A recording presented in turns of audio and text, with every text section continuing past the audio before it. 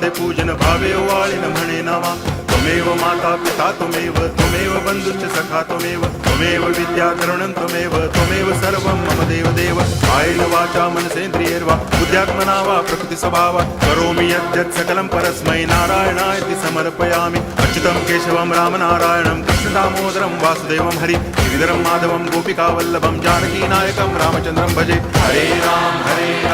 Ram Ram